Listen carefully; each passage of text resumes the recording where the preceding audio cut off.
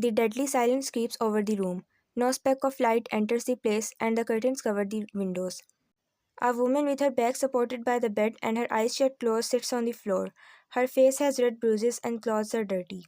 The little girl stands on the doorway, her hands gripping the knob tightly as she stares at the dead woman with her stopped breaths. Tears fall from her unblinking eyes and her legs give up seeing the horrible sight. Mama! I open my eyes with a scream. The ceiling of my room welcomes me from the nightmare. I blink multiple times, getting rid of the water in my eyes. Ya Allah. I sit up on the bed. My breaths are heavy and my hands are shaking. I pour some water into the glass on my nightstand and gulp it down.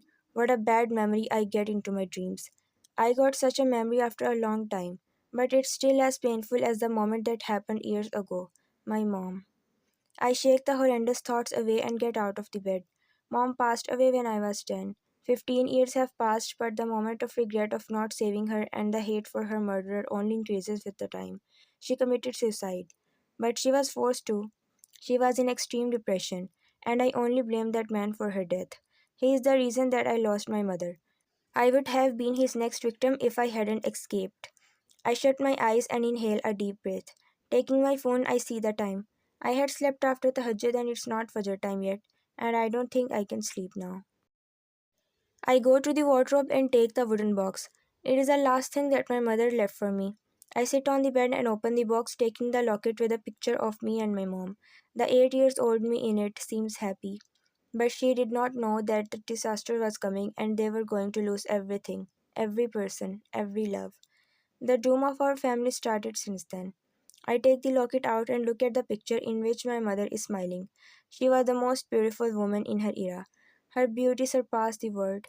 She had the features that every woman can die for, and Dad was the lucky person to get her. But he did not know how to cherish her. He lost his diamond in search of dust. My eyes fill up with tears again as I remember her. Ya Allah, I miss her. I miss my mom. Please have mercy on her and reward her with the high rank in Jannah. I was at the age when no child can stay without their mother, their father, and a happy family. I had to go through a lot, but Allah gave me the strength. If this had not happened to me, I don't know if I would have been a Muslim today or not. Maybe I should be thankful to fate. I found a true religion and my Creator. Maybe this was planned by Allah to make me turn towards Him. I shouldn't blame Peter for this. After seeing the news that day, I at least know exactly that he has an idea of me being in Korea. Otherwise, he wouldn't have stayed here at all. He is loyal to his money suppliers, but I am sure the company he is handling now is also gifted to him by them for some illegal work. I try to be careful now while going out, but I can't try myself up just because of him. I go covered in every place though, but covering myself in such a country is also a thing that catches attention, so I'd be in danger either way. So I've left myself in Allah's protection and He'd protect me. Allah is the best planner, undoubtedly. In the evening after coming home, I get ready to go to shopping. Jess wanted to get some dresses for herself, so she texted me in the afternoon. In the mall, I roam in the abaya store while Jess looks for some dresses in the nearby shop. I also need to add some abayas and hijabs to my collection. After buying a few of them, I go to find Jess. She is talking to someone. Who is this guy? I can't see his face. I walk closer to them. Jess looks at me and then turns at the man. He also turns around and he smiles seeing me. Wait, isn't he that man? The motorbike guy? Hey, he says to me. I look at Jasmine with a questioning gaze. She answers, he was asking about you. Why is he finding me? He laughs. Come on, you're making it look like I only asked about her. Jasmine's expressions are stiff as if the situation wasn't quite pleasant. She looks at me. He said hi, how are you, and then asked about that friend of mine. That's ridiculous. He doesn't even know me and we coincidentally met a few times. It doesn't at all mean that we're friends or something. Are you done shopping? I ask and Jazz nods. Let's go then. I turn to leave. Wait. My feet halt and I look at him. I don't say anything. He looks at Jazz and then again at me. He hesitates a bit while asking, can we have a coffee together? His hesitation is valid because he already knows I reject. I ask, why? He seems confused by my question but speaks. Why do two people drink coffee together? He questions instead. I fold my arms. To chit chat with a cup of coffee? And I don't think I know you enough to have a chit chat with you. My tone hardens as I talk. My name is Leon. I'm sorry we're getting late. I cut him off and turn around to leave. Jess follows behind me. Unnecessary introductions and conversation will only lead to unnecessary trouble. After Isha prayer, I head to the bed and grab my phone. There's one text in WhatsApp from a colleague. She is not coming tomorrow. I open Instagram and look through the chats to see if anyone has texted her. My eyes fall on the name JH. That day I last talked to him when he was sharing his obsessive thoughts. After that, no text came from him and neither did he respond to my text. Allah knows what's going on in his mind and what he's going to do. I sigh and put the phone down. I don't know, but whenever I remember him, I get a weird type of feeling, like something really uncomfortable. I don't understand it at all. Maybe I'm just being paranoid, nothing is really wrong, right? He just wants to marry that girl. I just hope that girl is not forced into doing anything. Ya Allah, please protect that girl. I shut my eyes and recite Ayatul Kursi. Anam, what do you think about fashion designing? Jazz asks me while kneading the dough. I look at her confused. What a random question. Why are you asking? I ask, continuing to chop the onion. Nothing, just. She stops speaking. I don't know why she's asking this, but if she is asking me, then I'd give an honest answer to her. Honestly, fashion designing is not a bad profession. It's just that the modern fashion sense people have developed is not worth appreciating. She looks up at me. What kind of fashion do you exactly mean? The one promoting nudity and causing immoral thoughts to be developed in the mind of people? I don't know if my answer is satisfactory or not, but perhaps she will understand my point of view. You mean basically the Western and Korean fashion? Can't say. She goes silent after that. Here, I put the chopped onions near her as she is almost done with her own work. It was her idea to try making dumplings for dinner, and I'm the one helping her here. She again speaks after thinking for a moment. But Anam, fashion is a really beautiful thing, no? It's one of the most calming and appreciable things. What is even going on in her mind? Preference differs, Jazz. It is beautiful for you doesn't mean everyone else has to like it too. Hmm. She again goes silent. I wash the capsicum and walk towards the counter. I glance at her. Did anyone say anything to you? No. She answers, now mixing the material of filling together. I ask her, who said what? She looks at me. I'm just taking your opinion. I'm going to be a professional designer in future, so of course I would take your opinion. A smile comes on her face. I chuckle and continue my work. So what did you get for my opinion? She grins. Let's see. Did you talk to your parents? I ask her. About what? Huh? Doesn't she remember she was going to talk to them about your marriage? Aren't you going to tell them about Minho and marry him soon? I ask. Her smile drops and she looks away. Yeah, but I didn't talk to them yet. For how long are you going to hide this from them? She shifts from her place at my strict tone. I'll tell them. She mutters to herself. I don't have any intention to scold her, but she'd get herself into trouble. Jazz, you know it's a sensitive matter, right? The more you delay, the more you'll get in trouble. And as far as I know, your parents are really strict about such stuff. She had herself told me that Pakistani parents are very different from here. They don't allow any kind of relationship like this. And love marriage is considered something to be killed for in Pakistani society. Even though love marriage is permissible in Islam on the condition that two people don't get into physical or too close relationship before marriage, then what do I do, Anam? I'm scared. Jazz says out loud, this time facing me completely. You'll have to tell them one day anyway, so why can't that day be today? The earlier you tell them, the better it would be. I'm afraid that they will call me back to Pakistan immediately and marry me off the next day. I can already sense that fear in her tone. But she said Minho will talk to his parent for the partnership and proposal. I ask her. She sighs and stands leaning her back on the counter. Her head hangs low as her lips mold into a pout. He talked to his parents, but things take time. His parents will also take time to consider this, and my parents won't wait for it. She is right from her own point of view. Ya Allah, what do I say to her? Her life is so messed up. I walk closer to her and embrace her in a hug. Maybe she needs it right now. She hugs me back and I hear her sniff. Oh my lord, please let her have the happiness of her life. The ringing of my phone gets me out of my sleep. It's a call on Instagram from JH. What an inappropriate time it is to disturb someone. I sit up and pick up the call. I don't know what time it is in Estonia, so I can't say anything. Assalamu alaikum. I greet and wait for the response, but nothing comes. I look at the screen. The call is ongoing. I speak again. Hello? My Allah, what's this person doing? I cut the call and see the messages. Pick up the call, I need to talk to you. Where are you from? Let's meet. He left two texts, I replied to it. I am from South Korea. I know that already. My hands freeze at the text. My account is public but all the info is private. He can't know anything about me from here. How do you know? I type and wait for his reply. He has already seen my message but he doesn't reply. He goes inactive. What? How do you know? I don't remember telling you. This time he doesn't even see the message. Ya Allah. What kind of prank is this guy playing with me? I remember the last time we chatted. He's creepy, suspicious. I should stay away from him. I don't know, but I'm getting the feeling that he did not reach me for the therapy but because of some other motives.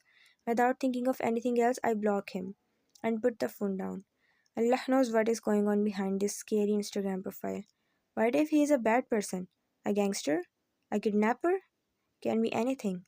Oh my Allah, what have I gotten myself into? Please protect me.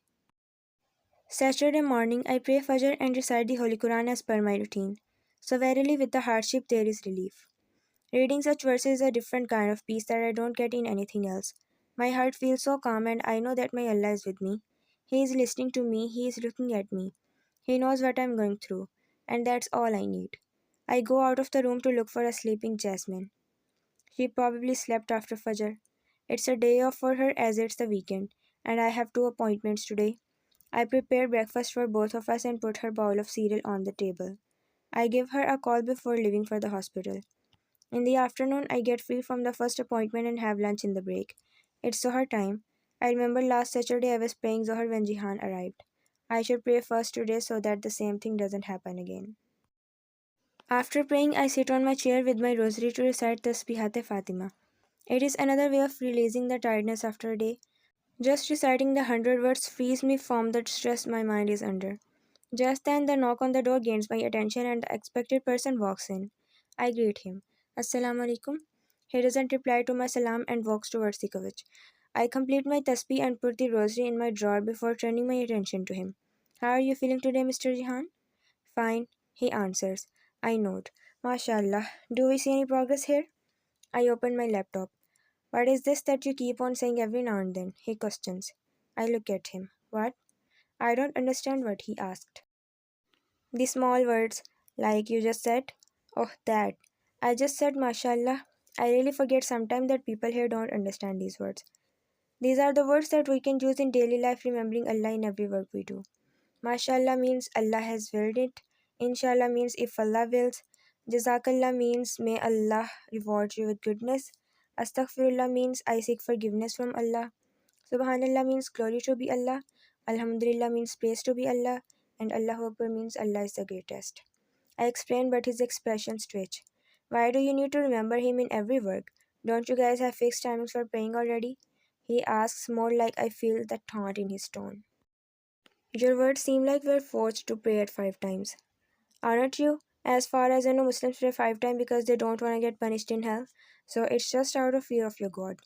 I don't know about other people, but for me, my salah is not something that I'm forced to offer. It's a first. First means responsibility. I offer it with my love for Allah. And remembering Him throughout the day makes me realize how close He is to me and He is listening to me. He will be happy when I remember Him in everything I do because He is my Lord. I don't know what he understood, but well. His face seems to twist even more. That's lame.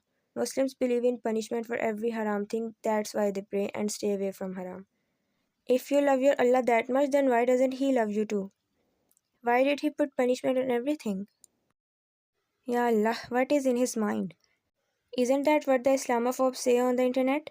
He must have gathered this information from there only. What do I even say to you now? I say, clearly disappointed. He scoffs. Say that you don't have an answer? It's useless talking to him over this. Leave it, Jihan. You won't understand. Tell me about your progress. Do you think there's any betterment in your thoughts and behavior? Do you still feel depressed? I open his document in my laptop to see what he had talked about last time. So I proceed with it. Though I remembered his case clearly because I don't know why he is imprinted in my mind. He looks out of the window. I don't know, I feel confused lately. He seems to be thinking deeply. Confused about what? I ask. He doesn't answer. His eyes stay still outside the window. After a moment, he looks at me. Nothing. I want to do a live to talk to my fans. He clearly wanted to say something else but changed the topic. Then what's the confusion in it? I asked, noting his expressions. He is confused now on what the confusion can be in doing a live. Then maybe suddenly something comes into his mind and he speaks. There's no confusion, I'm just frustrated. That app glitches a lot. The creator should improve it or just delete it so that we choose another app. He says, his tone complaining. I stop myself from laughing. What an excuse. You're saying this about just an app, Jihan. Imagine the one who created this whole world and all the living beings in it. Wouldn't he also get angry when his creation doesn't obey him? He goes silent at my words.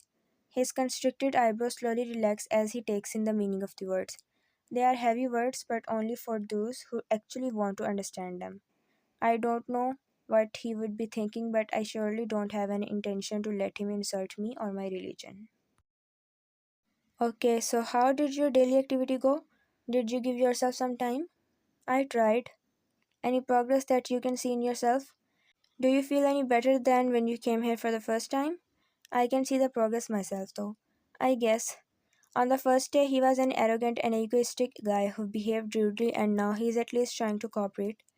Okay, so if you're having a positive change with this activity, then this time I'd suggest you add another one in your routine. He doesn't say anything, means he's not going to complain this time. Great.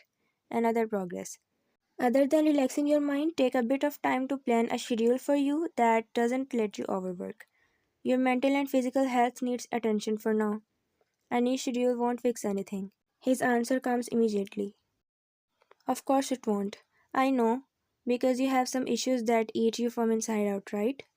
The issues that he doesn't want to talk about, but they are the reason for his condition. He doesn't say anything and only stares at me like a deer caught under headlights. I say with a softer tone, try to find a solution for your problems. I need to get the reason out of him somehow. But he is too hard to convince. Do you think I'd have gone into depression if I was able to find a solution for my problems? He says. What are the problems that don't have solutions? His face visibly stiffens at my question, but he still wouldn't admit anything. Just like I can't skip anything from my schedule, and he's giving excuses. I sigh. Jihan, stop. We both know that you're lying. And trust me, you're not lying to me but only to yourself. If you know I don't want to talk about it, then why do you keep asking me? He asks a question that really doesn't make any sense at this place where he's sitting right now. If he wouldn't tell me, what would I even do? Because I'm your therapist. Why did you even come to me? You need to tell me so that we can work on it and find a solution to it. It's been about a month since I have taken his case, but still no progress. My general target is maximum 2 months for every patient, but he is taking too much time. He speaks after a few moments of staring at me mindlessly. Told you there's no solution. I'm in an abyss where if I take a step to climb out, I'll only fall deeper into it, and eventually will end up in hell. He says, you're worried about the hell that you have to face, but have you ever thought what hell you'd face when you die? I don't believe in your heaven and hell.